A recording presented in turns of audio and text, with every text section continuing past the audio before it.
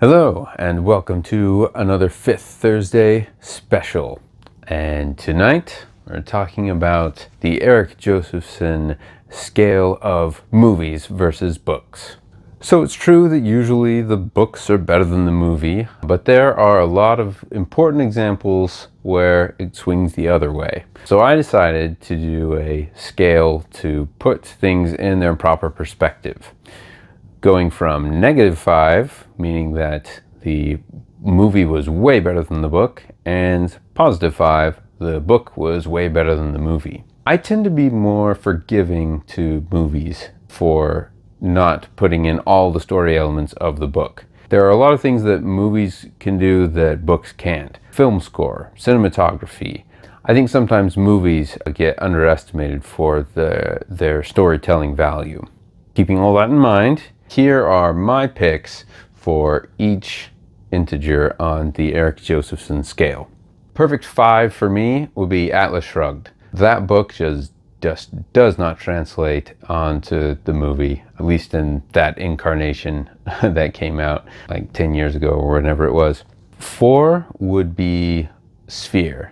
That movie, it missed the point of the book, though I did like a lot of it. I did like the musical score, and a lot of its shots I thought were good for getting in the scene. But for the meat of the movie, really missed the boat of a great book. 3 is Clockwork Orange. I know it's Stanley Kubrick. Everyone loves Stanley Kubrick and everything he does, and the movie does have a lot of great points, but that book was way better. I was blown away by how much better the book was than the movie.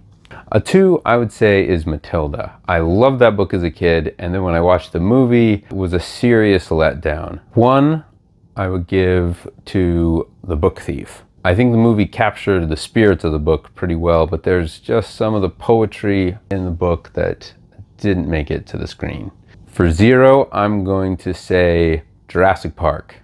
Excellent book, excellent movie, each excellent in their own way. It's hard for me to pick which one actually tells a more compelling story. -1, I'd say Misery. As fun and interesting as the book is, the villain is a lot more compelling in the movie. Kathy Bates, it's hard to have the story of Misery without the Kathy Bates performance. -2, Shutter Island. I did really like the book, but the movie does something special to that story that makes it more lasting through very good directing and acting. -3, No Country for Old Men.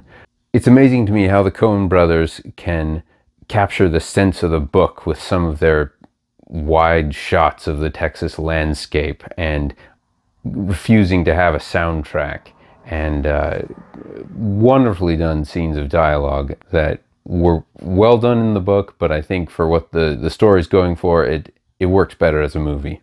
-4, Shawshank Redemption. I don't know many people who have actually read the novella that Stephen King wrote that this movie was based off of, but the stakes were incredibly lower in the book, and so it was a real letdown. In the movie The Shawshank Redemption, you get a much clearer and deeper sense of redemption of the main character. And finally, -5, Jaws.